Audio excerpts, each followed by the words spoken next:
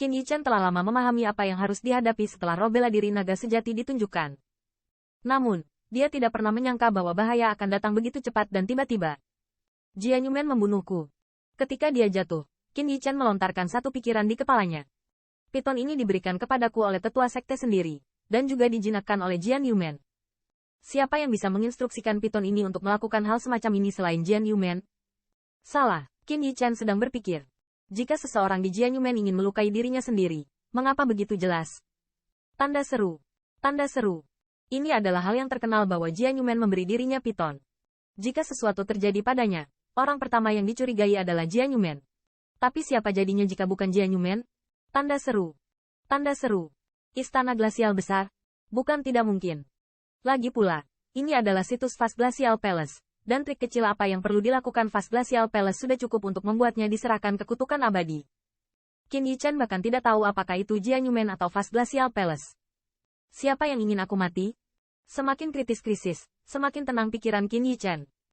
Faktanya, setelah menunjukkan roh bela diri naga sejati, dia sangat berhati-hati, tetapi dia masih tidak mengharapkannya, dan dia selalu bersembunyi sendiri. Hanya ada dua jenis orang yang menginginkan dia mati.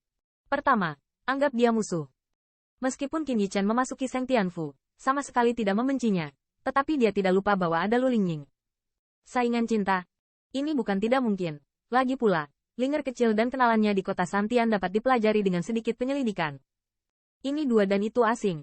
Ini juga tipe orang yang paling ingin dia mati. Meskipun ini adalah ruang lingkup ras manusia, ada sejenis orang yang disebut hantu batin, orang dalam. Saya percaya itu ada di semua ras. Jika kemungkinan ini berlaku, maka segalanya tidak akan mudah. Masalah Qin Yichen diblokir dengan baik, hanya pejabat senior Seng Tianfu yang tahu, dan kuncinya adalah piton ini. Ini adalah domestikasi Jian Yumen, dan ini adalah hadiah dari tetua sekte. Dengan kata lain, hantu batin ini kemungkinan besar telah menembus ke puncak ras manusia. Semakin saya memikirkannya, semakin Qin Yichen merasa bahwa ini bisa menjadi sangat hebat. Selain alien, siapa yang ingin menyingkirkan pemilik roh bela diri naga sejati ini? Tanda seru. Tanda seru. Jadi, siapa hantu batin itu? Tanda seru. Tanda seru. Gerbang bulu pedang? Atau seseorang dari Fast Glacial Palace? Atau, Tianwu, Seng Tianfu? Siapapun mungkin. Namun, dia tidak punya waktu untuk memikirkannya, dan perasaan dingin terkikis, membuat jiwanya terasa beku. Di bawah selubung roh bela diri naga sejati, meskipun udara dingin di sekitarnya dilawan, itu tidak dapat mengikisnya di dalam tubuh. Namun, meski begitu, suhu dingin membuatnya kaku, dan kecepatan aliran darah di dalam tubuh menjadi lambat.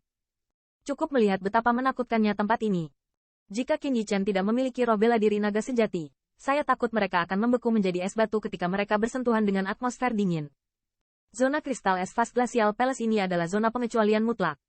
Tidak ada yang pernah keluar dari zona kristal es hidup-hidup. Qin Yichen tersenyum pahit. Bahkan jika dia ingin menemukan orang yang menyakitinya, setidaknya dia harus keluar dari sini hidup-hidup. Ledakan. Dengan suara teredam, Qin Yichen dengan keras menabrak tanah, dan hantaman besar membuatnya membuka mulutnya untuk menyemburkan seteguk darah di dalam tubuh, dan organ dalam terasa seperti akan pecah. Beberapa saat sebelum dia kembali sadar, tetapi napasnya sudah lemah. Selain itu, tekanan udara sedingin es yang tak ada habisnya mengalir deras, dan bahkan membuatnya hitam, berusaha pingsan. Qin Yichen menggigit ujung lidahnya untuk menahan sinkop itu dan menjaga dirinya tetap terjaga setiap saat. Dia tahu bahwa begitu dia tidak sadarkan diri, dia tidak akan pernah bangun. Bang! Ketika Qin Yichen menjaga semangatnya tetap jernih, tiba-tiba ada angin bertiup di atas langit. Hal ini pun membuat jantungnya berdegup kencang. Mungkinkah Moko masih tidak tenang sengaja melempar batu untuk memukulnya? Tidak, bayangan itu, tiba-tiba, mata Qin Yichen menyipit, hanya untuk melihat bahwa benda yang jatuh dengan cepat adalah gambar ular Zhang atau lebih. Itu adalah Moko. Hai! Sebuah benda berat terdengar di atas tanah, dan kemudian, dalam tatapan salah arah Qin Yichen, Moko telah membeku menjadi tubuh pahatan es, meledak dan hancur. Siapa yang akan menyakitiku? Melihat pemandangan ini, Qin Yichen tidak bisa menahan perasaan dingin dan dingin, yang jelas ingin menyingkirkannya tanpa meninggalkan petunjuk apapun. Kali ini, dia tidak memberitahu pemilik rumah jika dia keluar. Jika dia dan Moko mati seperti ini, saya khawatir meskipun pemilik rumah memiliki kekuatan langit, sulit untuk mengetahui bagaimana dia terjadi, apalagi menggali di balik hantu. Rakyat! Oh wow! Tiba-tiba, suara keras terdengar. Seolah-olah suara itu menembus langsung ke tubuh spiritual orang tersebut, membuat Qin Yichen pusing. Ketika dia menggelengkan kepalanya dengan kuat dan membuka matanya, dia melihat bahwa Nether Soul berjalan melewatinya, membawa suasana yang sangat dingin, yang membuatnya tidak dapat menahan tubuh yang bergetar. Di sini adalah, saat ini, Qin Yichen hanya melihat situasi di sekitar. Ketika dia melihat pemandangan di depannya, matanya tiba-tiba menyusut. Di bawah ini, ternyata ada ruang yang luas. Di ruang ini, Nether Soul yang tak terhitung jumlahnya berkeliaran, membuat lolongan yang menyedihkan, tak berujung. Dan di sekeliling ruang ini, seolah-olah Anda tidak dapat melihat ujungnya, tetapi ada cahaya ilahi yang redup yang kadang-kadang menembus dingin yang suram dan keluar. Tampaknya ada kekuatan tak terlihat dalam cahaya ilahi. Itu adalah segel yang ditinggalkan oleh leluhur tua Hong Jun. Susu tidak diizinkan masuk, dan roh jahat di wilayah jahat ini disegel di dasar tebing ini. Untuk memenjarakan para pelaku kesalahan ini, leluhur tua Hong Jun benar-benar menggunakan kemurahan hati yang besar ini. Melihat cahaya yang membelah itu, mata Qin Yichen juga memiliki pandangan yang sangat menakutkan. Sejak era leluhur tua Hong Jun, saya benar-benar tidak tahu berapa tahun, tetapi segel yang dia tinggalkan masih ada sampai sekarang. Meski melihat banyaknya ketidakadilan di dalamnya, Anda bisa tahu bahwa segelnya kini telah aus dan kekuatannya telah rusak parah. Namun, bisa mempertahankannya dalam waktu yang lama sudah cukup untuk membuktikan ketinggian leluhur lama tempat Hong Jun berdiri. Di atas. Oh wow. Selama pemeriksaan Qin Yichen, tampaknya karena kebisingan berubah di sini, banyak mata Nether Soul beralih ke sini. Melihat pemandangan ini, Qin Yichen tidak bisa menahan diri untuk tidak menarik hatinya.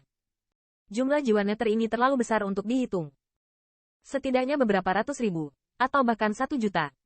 Bahkan jika dia tidak membeku menjadi es oleh udara dingin, dia tidak beruntung terbunuh. Tetapi jika terjerat oleh Nether Souls ini, itu pasti sakit kepala.